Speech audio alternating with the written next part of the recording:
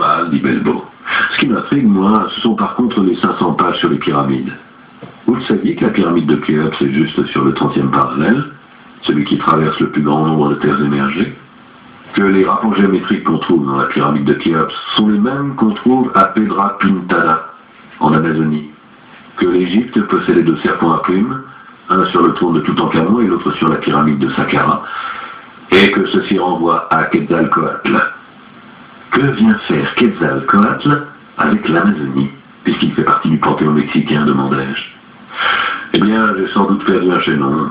Par ailleurs, comment justifier que les statues de l'île de Pâques sont des mégalithes, comme les Celtiques? Un des dieux polynésiens s'appelle Ya, et c'est d'évidence le Yod des Juifs, comme l'ancien hongrois Yov, le dieu grand et bon. Un ancien manuscrit mexicain montre la terre ainsi qu'un carré entouré par la mer, et au centre de la terre, il y a une pyramide portant sur sa base l'inscription Aztlán, qui ressemble à Atlas ou Atlantide. Pourquoi, sur l'un et l'autre côté de l'Atlantique, trouve-t-on des pyramides? Parce qu'il est plus facile de construire des pyramides que des sphères, parce que le vent produit les dunes en forme de pyramide, et non de Parthénon. Je hais l'esprit des Lumières, dit Diotalevi. Je poursuis. Dans la religion égyptienne, le culte de Ra n'apparaît pas avant le Nouvel Empire. Par conséquent, il vient des Celtes. Rappelez-vous Saint Nicolas et sa luge. Dans l'Égypte préhistorique, le navire solaire était une luge. Comme cette luge n'aurait pas pu glisser sur la neige en Égypte, son origine devait être nordique. Je ne lâchai pas pied. Mais avant l'invention de la roue, on utilisait des luges sur le sable aussi. N'interrompez pas. Le livre dit qu'il faut d'abord identifier les analogies et ensuite découvrir les raisons. Et là, il dit qu'en définitive, les raisons sont scientifiques. Les Égyptiens connaissaient l'électricité. Autrement, ils n'auraient pas pu faire ce qu'ils ont fait.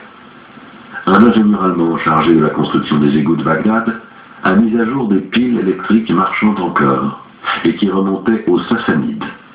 Dans les fouilles de Babylone, on a extrait les accumulateurs fabriqués il y a 4000 ans.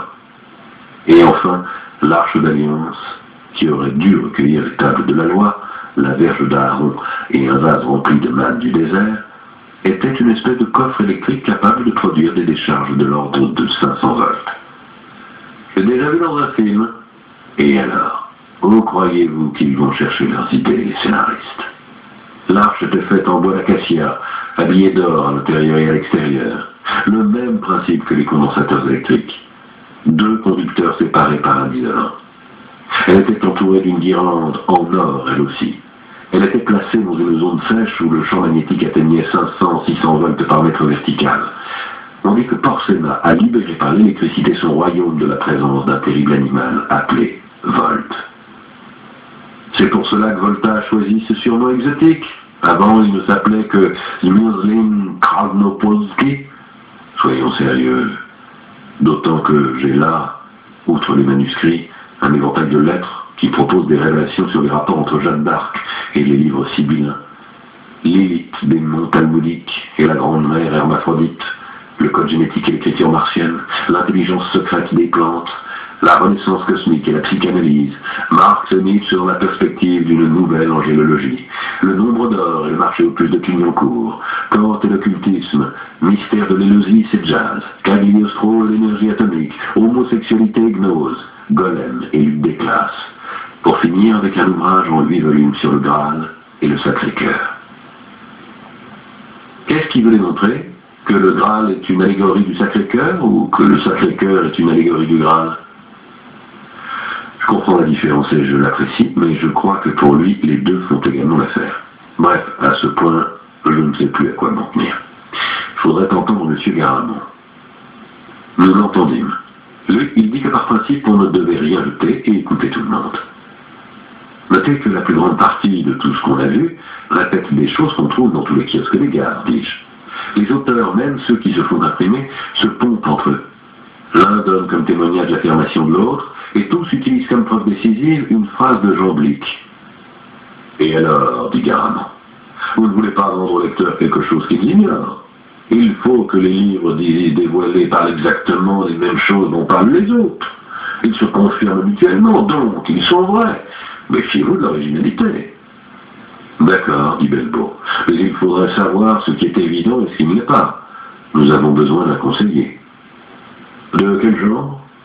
Je sais pas. Il faut qu'ils soient plus blasés qu'un diabolique.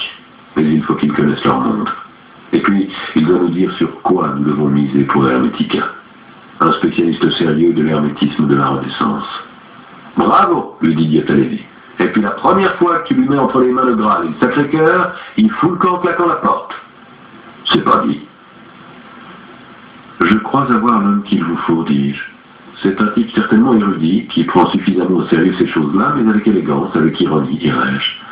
Je l'ai rencontré au Brésil. Mais il devrait être à Milan maintenant, je devrais avoir son téléphone quelque part. Contactez-le, dit Garamond. Avec circonspection, cela dépend du prix. Et puis tâchez aussi d'utiliser pour la merveilleuse aventure des Muctos. Aguillet parut heureux de me réentendre. Il me demanda des nouvelles de la délicieuse Amparo. Je lui fis timidement comprendre que c'était une histoire passée, il s'excusa, fit quelques observations polies sur la fraîcheur avec laquelle un jeune homme peut toujours ouvrir de nouveaux chapitres à sa vie. Je lui touchai un mot d'un projet d'édition. Il se montra intéressé, dit qu'il nous verrait volontiers, et nous fixâmes un rendez-vous chez lui. De la naissance du projet Hermès jusqu'à ce jour, je m'étais amusé avec insouciance aux dépens de la moitié du monde. Maintenant, ce sont eux qui commençaient à présenter l'addition. J'étais moi aussi une abeille, et je filais vers une fleur, mais j'ignorais encore. Tu t'approcheras nombre de fois de la grenouille. Aguillet habitait du côté du Piazza Les Souza. Une ruelle à l'écart, un petit hôtel particulier fin de siècle de style sobrement floral. Un vieux valet de chambre en vesterie nous ouvrit, qui nous introduit dans un salon et nous pria d'attendre monsieur le comte. Alors il est comte, susurra Belbeau. Je ne vous l'ai pas dit, c'est Saint-Germain ressuscité. Il ne peut pas être ressuscité puisqu'il n'est jamais mort, troncha Diatalevi. Ce ne serait pas des fois Ahasverus, le juif errant? Selon certains, le comte de Saint-Germain a été aussi Ahasverus. Vous voyez? Aguillet entra toujours tiré à 4 épingles. Il nous serra la main et s'excusa. Une réunion ennuyeuse, tout à fait imprévue, l'obligeait à demeurer encore une dizaine de minutes dans son cabinet de travail. Il dit à son valet de chambre de nous porter du café et nous pria de nous asseoir. Il sortit ensuite en écartant une lourde portière de vieux cuir, point de porte derrière, et tandis que nous prenions le café, des voix altérées nous parvenaient de la pièce d'à côté. D'abord, nous parlâmes en haussant le ton, pour ne pas écouter. Puis Belbeau observa que peut-être nous dérangions. Dans un instant de silence, nous entendîmes une voix et une phrase qui suscitèrent notre curiosité. Diatalevi se leva, de l'air d'admirer au mur une gravure du XVIIe siècle, juste à côté de la portière. C'était une caverne creusée dans une montagne, à laquelle quelques pèlerins accédaient en montant cette marche. Après un court laps de temps, nous faisions tous les trois semblant d'étudier la gravure. Celui que nous avions entendu était certainement Bramanti, et il disait « En somme, moi je n'envoie des diables chez personne !» Ce jour-là, nous réalisâmes que Bramanti avait dû tapir non seulement l'aspect, mais aussi la voix. L'autre voix était celle d'un inconnu, au fort accent marseillais et au ton criard presque hystérique. Par moments, s'interposait dans le dialogue la voix d'Aguillet, veloutée et conciliante. « Allons, monsieur, disait maintenant Aguillet, vous en avez appelé à mon verdict, et j'en suis honoré. Mais dans ce cas-là, il faut m'écouter. Avant tout, permettez-moi de le dire, cher Pierre, vous avez été pour le moins imprudent d'écrire cette lettre. » L'affaire n'est pas compliquée, monsieur le comte, répondait la voix française. Ce monsieur Bramanti, il écrit un article dans une revue que nous tous, peu chers, estimons, où il fait de l'ironie plutôt lourde sur certains lucifériens, qui voleraient des hosties sans même croire en la présence réelle pour en tirer de l'argent et patati et patata. Bon, à présent tout le monde sait que l'unique église luciférienne reconnue est celle dont je suis modestement tauropoliaste et psychopompe. Et on le sait, vous le savez, que mon église elle ne fait pas du satanisme vulgaire, et elle ne fait pas de la bouillabaisse avec les hosties, ni de la ratatouille d'ailleurs, comme celle du chanoine d'Ocre à Saint-Sulpice. Moi, dans la lettre, j'ai dit que nous ne sommes pas les satanistes vieux jeux, adorateurs du grand tenancier du mal, et que nous n'avons pas besoin de V de Saint-Gilles, l'église de Rome, avec tous ces ciboires et ces, comment on dit, chasubles. Nous sommes plutôt des paladins, mais Mais tout le monde le sait, pour nous, Lucifer est le principe du bien. Et si ça se trouve, c'est Adonai, coquine de sort, qui est le principe du mal. Parce que ce monde, c'est lui qui l'a créé, et Lucifer avait tenté de s'y opposer. D'accord, disait Bramanti, excité. Je l'ai dit, je peux avoir péché par légèreté, mais ceci ne vous autorisez pas à me menacer d'un sortilège. Alors, mais ne confondez pas, ouvrez les esgourdes, j'ai fait une métaphore, plutôt si vous, qui en retour m'avez fait l'envoûtement. Eh, bien sûr, mes confrères et moi avons du temps à perdre pour envoyer les diablotins se promener. Nous pratiquons, nous, dogmes et rituels de la haute magie. Nous ne sommes pas des jeteuses de sorts. Monsieur le comte, j'en appelle à vous. Notoirement, monsieur Bramanti a des rapports avec l'abbé Boutroux. Et vous savez bien que ce prêtre, on dit qu'il s'est fait tatouer sur la plante des pieds le crucifix, afin de pécher de pouvoir marcher sur notre Seigneur, autrement dit le sien. Bon, je rencontre, il y a 7 jours de cela, ce prétendu abbé dans la librairie du Sanvéal, vous connaissez. Lui me sourit, bien visqueux, comme à l'habitude, et il me dit bien, mais on s'entendra un de ces soirs. Mais qu'est-ce que ça veut dire, un de ces soirs? Ça veut dire, écoutez-moi bien, que 2 soirs après, commence les visites, je suis sur le point d'aller au lit et je me sens frappé à la figure par des chocs fluidiques. Vous savez que ce sont des émanations aisément reconnaissables. Vous avez dû frotter vos semelles sur la moquette. Ah oui, alors pourquoi, dites un peu, pourquoi il volait les bibelots? Un de mes alambics m'atteint à la tête, mon baphomet en plâtre tombe par terre, c'était un cadeau de mon pauvre père, et sur le mur apparaissent des écritures rouges, des ordures que je n'ose pas le dire. Or, vous savez bien qu'il n'y a pas plus d'1 an, feu monsieur Gros avait accusé cet abbé-là de faire des cataplasmes avec la matière fécale, pardonnez-moi, et il avait la condamné à mort. Et 2 semaines après, le pauvre monsieur Gros mourait mystérieusement. Que ce Boutroux manipule des substances vénéneuses, même le jury d'honneur convoqué par les martinistes de Lyon l'a établi. Sur la base de calomnie, disait Bramanti. Oh là, dites donc un peu c'est sur des sujets de cette sorte, et toujours fondés sur des indices. Oui, mais que M. Gros fut un alcoolo avec une cirrhose au dernier stade, ça on ne l'a pas dit au tribunal. Mais ne faites pas l'enfant. La sorcellerie procède par des voies naturelles. Si quelqu'un a une cirrhose, on le frappe dans l'organe malade. C'est le béaba de la magie noire. Et alors, tous ceux qui meurent de la cirrhose, c'est le bon Boutroux. Bon, laissez-moi rire. Et alors, racontez-moi ce qui s'est passé à Lyon pendant ces 2 semaines avec chapelle déconsacrée, hostie avec le tétragrammaton, votre Boutroux dans une grande robe rouge avec la croix renversée, Madame Olcott, sa voyante personnelle peu chère, pour ne pas dire autre chose, qui lui apparaît le trident sur le front. Et les claviceville qui se remplissent tout seuls de sang, et l'abbé qui crache fouillé dans la bouche des fidèles. C'est vrai ou c'est pas vrai? Mais vous avez trop lu Huysmans, mon cher, riait Bramanti. Ce fut un événement culturel, une réévocation historique, comme les célébrations de l'école de Vicat et des collèges druidiques.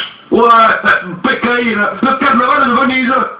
Nous entendîmes un remue-ménage, comme si Bramanti allait se jeter sur son adversaire et qu'Aligné le retint avec peine. Vous le voyez, disait le Français de sa voix au perché. Mais faites attention, Bramanti, demandez à votre ami Boutroux, ce qui m'est arrivé. Vous ne le savez pas encore, mais il est allongé à l'hôpital. Demandez-lui un peu qui lui a cassé la figure, même si je ne pratique pas votre gauchia-là. Je ne sais quelque chose, moi, et quand j'ai compris que ma maison était habitée, j'ai tracé sur le parquet le cercle de la défense, je crois bien. Et comme moi, je n'y crois pas, mais vous diablotin-ci, j'ai enlevé le scapulaire du calmeur et je lui ai fait le contre-signe, l'avontement retourné. Ah oui, votre abbé a passé un bien mauvais quart d'heure, il te l'a escagassé là. Vous voyez, altait Bramanti, vous voyez que c'est lui qui fait les maléfices. Messieurs, à présent ça suffit, dit Aglier, aimable mais ferme. À présent vous allez m'écouter. Vous savez combien j'apprécie sur le plan cognitif ces revisitations des rituels désuets. Et pour moi, l'Église luciférienne ou l'ordre de Satan sont également respectables au-delà des différences démonologiques. Vous savez, mon scepticisme en la matière, mais enfin nous appartenons cependant toujours à la même chevalerie spirituelle. Et je vous invite à un minimum de solidarité. Et puis, messieurs, mêlez le prince des ténèbres à des dépits personnels.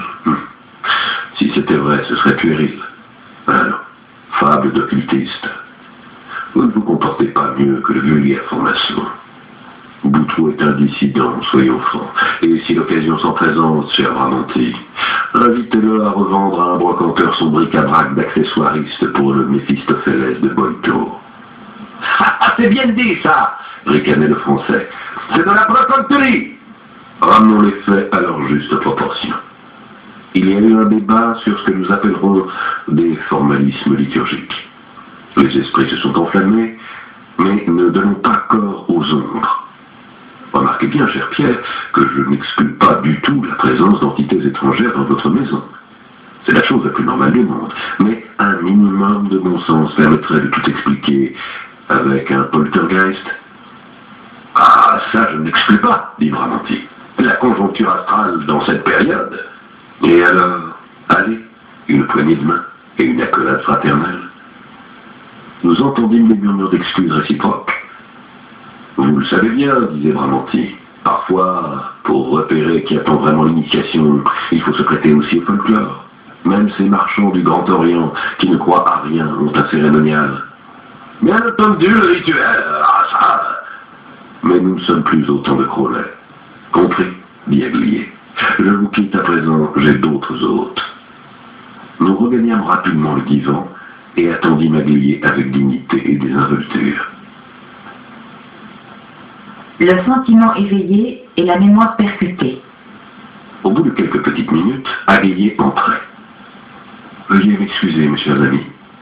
Je sors d'une discussion désagréable. Et c'est peu dire. Notre ami Casaubon le sait, je me considère comme un amateur d'histoire des religions, ce qui fait que certains, et ce n'est pas rare, recourent à mes lumières, peut-être plus à mon bon sens qu'à ma doctrine. Il est curieux, savez-vous, comme parmi les adeptes d'études sapientiales se trouvent parfois des personnalités singulières. Je ne parle pas des sempiternels chercheurs de consolation transcendantale ou des esprits mélancoliques, mais même des personnes de profond savoir, et de grandes finesses intellectuelles qui pourtant s'abandonnent à du chimère nocturne et perdent le sentiment de la limite entre vérité traditionnelle et archipel de l'étonnant. Les personnes avec lesquelles j'avais une entrevue tantôt disputaient sur des conjectures puériles. Là, cela arrive, comme on dit, dans les meilleures familles. Mais suivez-moi, je vous prie, dans mon petit cabinet de travail où l'atmosphère pour converser sera plus confortable.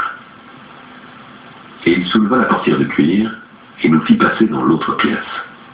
Nous ne l'aurions pas taxé le petit cabinet tant elle était vaste, et meublée d'exquises étagères anciennes, tapissées de livres bien reliés, certainement tous d'un âge vénérable. Ce qui me frappa plus que les livres, ce furent quelques vitrines remplies d'objets incertains, des pierres, une impression, et de petits animaux, sans que nous puissions comprendre s'ils étaient empaillés ou momifiés ou finement reproduits. Le tout comme immergé dans une clarté diffuse et crépusculaire.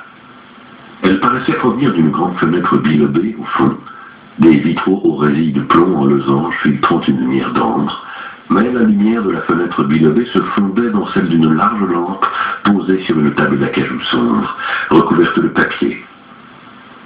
C'était une de ces lampes qu'on trouve parfois sur les tables de lecture des vieilles bibliothèques, à l'abat-jour vert en coupole, qui pouvaient jeter un ovale blanc sur les pages, laissant le reste de la salle dans une pénombre opalescente. Ce jeu de lumières différentes, aussi innaturelles les unes que les autres, d'une certaine façon, ravivait cependant, au lieu de l'éteindre, la polychromie du plafond. C'était un plafond en voûte, que la fiction décorative voulait soutenir aux quatre côtés par des colonnettes rouges briques, avec de petits chapiteaux dorés. Mais le trompe-l'œil des images qui l'envahissaient, réparties en 7 zones, lui donnait des allures de voûte bohémienne. Et toute la salle prenait le ton d'une chapelle mortuaire, impalpablement pécamineuse, mélancoliquement sensuelle. Mon petit théâtre, dit Aglier, dans le goût de ces fantaisies de la Renaissance où l'on disposait des encyclopédies visuelles, florilèges de l'univers. Plus qu'une habitation, une machine pour se rappeler. Il n'est d'image que vous voyez qui, se combinant d'une avec d'autres, ne révèle et ne résume un mystère du monde. Vous remarquerez cette théorie de figure que le peintre a voulu similaire à celle du palais de Mantoue. Ce sont les 36 décans, seigneurs du ciel. Et pour faire un clin d'œil et par fidélité à la tradition, depuis que j'ai découvert cette splendide reconstitution du à qui c'est qui, j'ai souhaité que même les petites pièces qui correspondent, dans les vitrines aux images du plafond, résumassent les éléments fondamentaux de l'univers. l'air, l'eau, la terre et le feu. Ce qui explique la présence de cette gracieuse salamandre, par exemple, chef-d'œuvre de taxidermie d'Amanichère, ou cette délicate reproduction en miniature, au vrai un peu tardive, de l'éolipile de Héron, dont l'air contenu dans la sphère, si j'activais ce petit fourneau à alcool qui lui sert de cuvette, se réchauffant et s'échappant par ses menus becs latéraux, provoquerait la rotation. Instrument magique dont se servaient déjà les prêtres égyptiens dans leur sanctuaire, comme le répètent tant de textes illustres. Eux, ils l'utilisaient pour feindre un prodige, et les foules vénéraient ce prodige. Le vrai prodige est dans la loi d'or qui en règle la mécanique secrète et simple, aérienne et élémentaire, air et feu. Et c'est là cette sapience que possédèrent nos anciens et les hommes de l'alchimie, et qu'ont perdu les constructeurs de cyclotrons. Ainsi tournai-je le regard vers mon théâtre de la mémoire, enfant d'un grand nombre d'autres plus vastes, qui fascinèrent les grands esprits du passé, et je sais plus que les prétendus savants, je sais que comme c'est en bas, de même c'est en haut, et il n'y a rien d'autre à savoir. Il nous offrit des cigares cubains de forme curieuse, pas droits, mais tordus, froissés, bien qu'épais et gras. Nous nous récriâmes d'admiration et Guillaume Lévy s'approcha des étagères. « Oh, disait Taglier, le minimum d'une petite bibliothèque, comme vous voyez, pas plus de 200 de volumes. J'ai mieux dans ma maison de famille. Mais modestement tous de quelques prix et raretés, certes pas disposés au hasard. Et l'ordre des matières verbales suit celui des images et des objets. » Guillaume Lévy fit timidement mine de toucher les volumes. « Je vous en prie, dit Taglier. C'est l'Oedipus Aegyptiacus d'Athanasius Kircher. Vous le savez, il a été le premier, après Eurapollon, qui tenta d'interpréter les hiéroglyphes. Homme fascinant. J'aimerais que ce fût ici comme son musée des merveilles, qu'à présent on voudrait disperser, parce que celui qui ne sait pas chercher ne trouve pas. Très aimable conservateur. Il était si fier le jour où il découvrit que ce hiéroglyphe signifiait les bénéfices du divin Osiris soient fournis par des cérémonies sacrées et par la chaîne des génies. Puis vint cet homme plein de manigance, le très odieux Champollion, croyez-moi d'une vanité infantile, et il affirma avec insistance que le signe correspondait seulement au nom d'un pharaon. Quelle ingéniosité chez les modernes pour avilir les symboles sacrés. L'ouvrage n'est pas si rare que ça, il coûte moins qu'une Mercedes. Regardez plutôt celui-ci. La première édition, 1595, de l'Amphithéatrum Sapientiae Aeternae de Qumran. On dit qu'il n'y en a que 2 exemplaires au monde. Voici le 3e. Et celui-ci, par contre, c'est la première édition du Telluris Theoria Sacra de Burnessius. Je ne pus pas en regarder les tables le soir sans éprouver une sensation de claustrophobie mystique. Les profondeurs de notre globe, insoupçonnées, n'est-ce pas? Je crois que M. Guillaume Lévy est fasciné par ces caractères hébraïques du traité des chiffres de Vigenère. Voyez alors ceci. C'est la première édition de la Kabbalah Benudata de Knorr Christian von Rosenroth. Vous êtes sûrement au courant. Ensuite, le livre fut traduit, partiellement et mal, et divulgué en anglais au début de ce siècle par ce scélérat de MacGregor Matters. Je veux savoir quelque chose sur ce scandaleux conventicule qui tant fascina les esthètes britanniques, la Golden Dawn. D'une pareille bande de falsificateurs de documents initiatiques, il ne pouvait connaître une série de dégénérations sans fin, depuis la Stella Matutina jusqu'aux églises sataniques d'Aleister Crowley, qui évoquaient les démons pour obtenir les grâces de certains gentilshommes fidèles aux vices anglais. Si vous saviez, mes chers amis, combien de personnes douteuses, et c'est peu dire, il faut rencontrer quand on se consacre à ces études. Vous le verrez vous-même si vous commencez à publier dans ce domaine-là. Belbo saisit la perche que lui tendait Taglier pour entrer dans le vif du sujet. Il lui dit que les éditions Garamond désiraient publier chaque année quelques livres de caractère, dit-il, ésotériques. « Oh, ésotérique !» sourit Taglier, et Belbo rougit. « Disons hermétique. »« Oh, hermétique !» sourit Taglier. « Bon, dit Belbo, j'utilise sans doute des termes erronés, mais vous comprenez certainement le genre. »« Oh, sourit encore Taglier. Il n'y a pas de genre, c'est le savoir. Ce que vous voulez, mes chers amis, c'est publier un éventail du savoir non dégénéré. Ce ne sera peut-être pour vous qu'un choix éditorial, mais si je dois m'en occuper, ce sera pour moi une recherche de vérité, une quête du Graal. Melbourne avertit que comme le pêcheur jette son filet et peut ramener aussi des coquilles vides et des sacs de plastique, chez Garamond arriveraient de nombreux manuscrits d'un sérieux discutable, et on cherchait un lecteur sévère qui triât le bon grain de livret, mais qui signerait aussi les histoires bizarres, car une maison d'édition amie appréciait qu'on détournât vers elle des auteurs d'une moindre dignité. Naturellement, il s'agissait d'établir aussi des honoraires dignes de ce travail. Grâce au ciel, je suis ce qu'on appelle un rentier curieux et même avisé. Il me suffit, dans le cours de mes explorations, de trouver un autre exemplaire du Kunrat, ou une autre belle salamandre embaumée, ou une corne de narval, que j'aurais honte de posséder dans ma collection, mais que le trésor de Vienne va jusqu'à exhiber comme corne de licorne, et je gagne avec une brève et agréable transaction plus que vous ne pourriez me donner en 10 ans de consultation. Je verrai vos manuscrits dans un esprit d'humilité.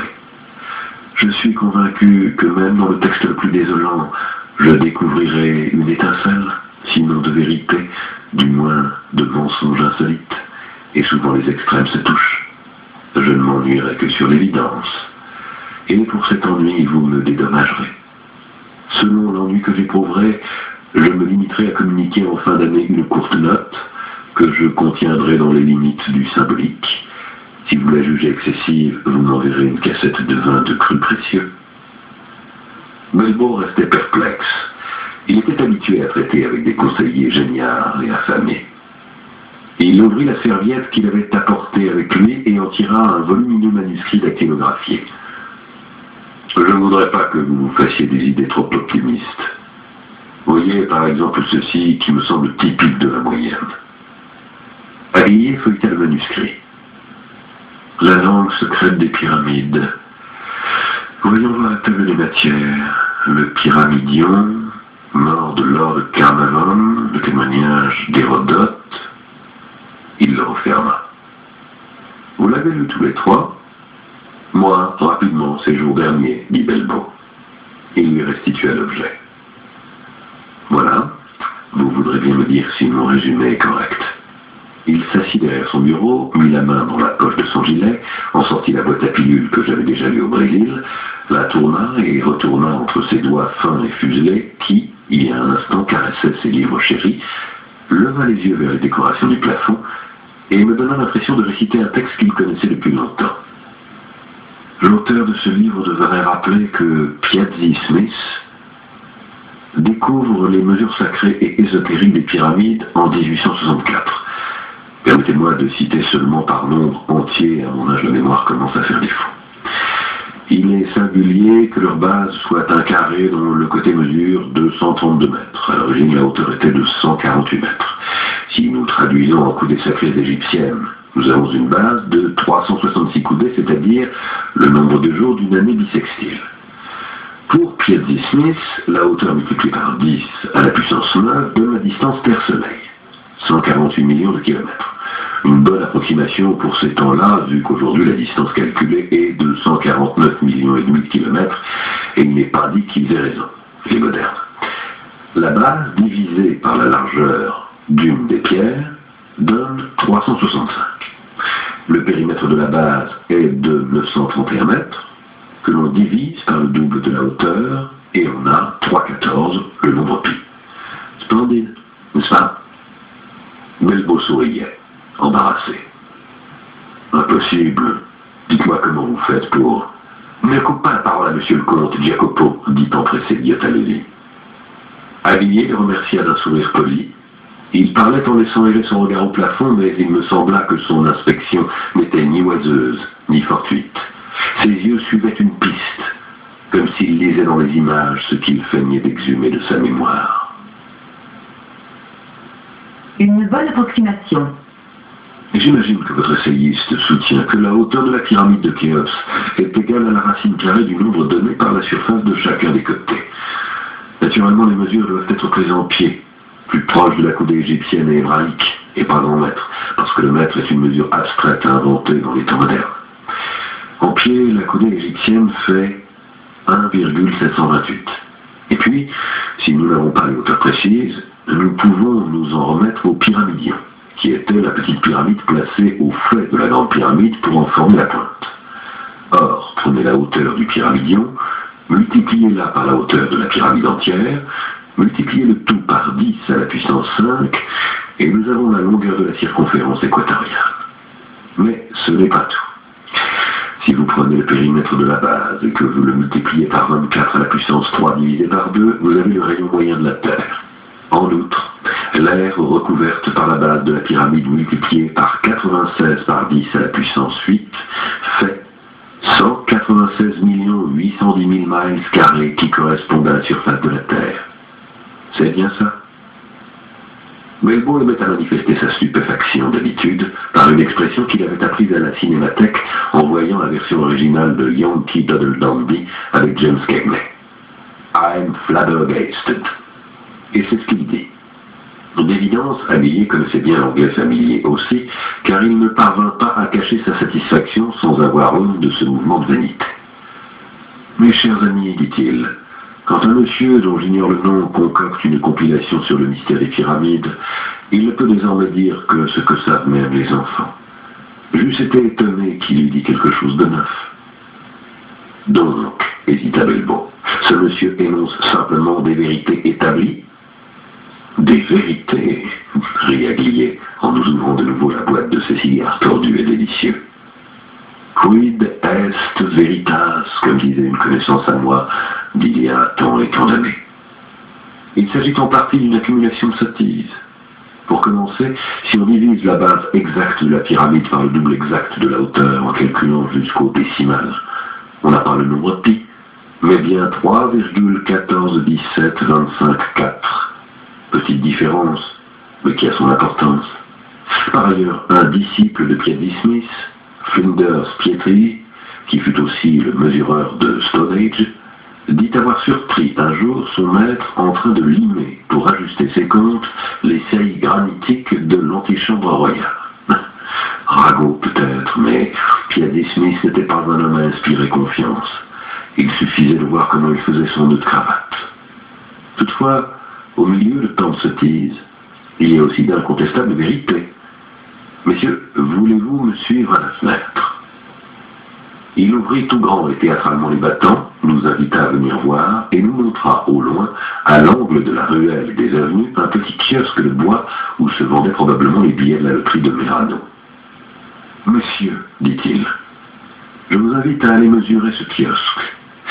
Vous verrez que la longueur de l'éventaire est de 149 cm, c'est-à-dire un 100 milliardième de la distance Terre-Soleil. La hauteur postérieure divisée par la largeur de l'ouverture fait 176 divisé par 56, égale 314. La hauteur antérieure est de 19 cm, c'est-à-dire égale au nombre d'années du cycle lunaire grec. La somme des hauteurs des deux arêtes antérieures et des deux arêtes postérieures fait 190 par 2 plus 176 par 2 égale 732, qui est la date de la victoire de Poitiers. L'épaisseur de l'éventaire est de 3,10 cm et la largeur de l'encadrement de l'ouverture est de 8,8 cm. En remplaçant les nombres entiers par la lettre alphabétique correspondante, nous aurons C10H8, qui est la formule de la naphtaline. Fantastique, dis-je. Vous avez essayé? Non, dit Avilliers. Un certain Jean-Pierre Adam l'a fait sur un autre kiosque. J'imagine que tous les kiosques de la loterie ont plus ou moins les mêmes dimensions. Avec les nombres, on peut faire ce qu'on veut. Si j'ai le nombre sacré 9 et que je veux obtenir 1314, date du bûcher de Jacques de Molay, date chère entre toutes, pour qui, comme moi, se déclare fidèle à la tradition chevaleresque templière, comment fais-je? Je la multiplie par 146, date fatidique de la destruction de Carthage. Comment suis-je arrivé à ce résultat? J'ai divisé 1314 par 2, par 3, etc., tant que je n'ai pas trouvé une date satisfaisante. J'aurais tout aussi bien pu diviser 1314 par 6,28, le double de 314, et j'eusse obtenu 209. Eh bien, c'est l'année où Attal Ier de Pergame entre dans la Ligue anti-macédonienne. Satisfait? Vous ne croyez donc à aucun genre de numérologie, dit déçu Diotallevi.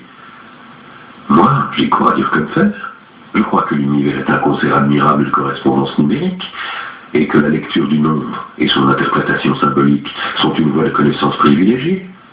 Mais si le monde inférieur et supérieur est un système de correspondance où tout se tient, il est naturel que kiosques et pyramides, l'un et l'autre œuvre humaine, aient inconsciemment reproduit dans leur structure les harmonies du cosmos. Ces prétendus pyramidologues découvrent avec des moyens incroyablement compliqués une vérité linéaire et bien plus ancienne et déjà connue. C'est la logique de la recherche et de la découverte qui est perverse, parce que c'est la logique de la science.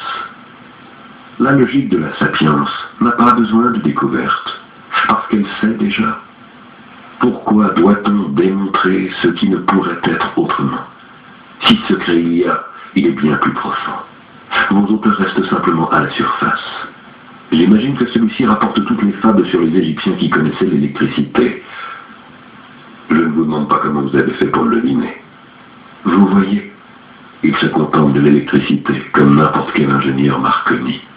L'hypothèse de la radioactivité serait moins puérile. C'est une intéressante conjecture qui, à la différence de l'hypothèse électrique, expliquerait la malédiction proclamée de Toutankhamon. Comment ont fait les Égyptiens pour soulever les blocs de pierre des pyramides? On élève ces rocs au moyen de secousses électriques. On les fait voler avec la fission nucléaire. Et les Égyptiens avaient trouvé la manière d'éliminer la force de gravité, et ils possédaient le secret de la lévitation, une autre forme d'énergie. On sait que les prêtres chaldéens actionnaient les machines sacrées par l'intermédiaire de pur sang, et que les prêtres de Karnak et de Thèbes pouvaient faire ouvrir grandes les portes d'un temple avec le son de leur voix. Et à quoi d'autre se réfère, réfléchissez, la légende de Sésame ouvre-toi? Et alors, demanda Belmo. C'est là que je vous attends, mon ami. Électricité, radioactivité, énergie atomique, le vrai initié sait que ce sont des métaphores, des couvertures superficielles, des mensonges conventionnels, au mieux de piteux succédanés de quelques forces ancestrales, et oublier que l'initié cherche et un jour connaîtra. Nous devrions peut-être parler, et il hésita un instant, des courants telluriques. Comment? Demanda je ne sais plus lequel de nous trois. Aglier eut l'air déçu. Vous voyez, j'espérais déjà que parmi vos postulants était apparu quelqu'un qui pouvait me dire quelque chose de plus intéressant. Je m'aperçois qu'il s'est fait tard.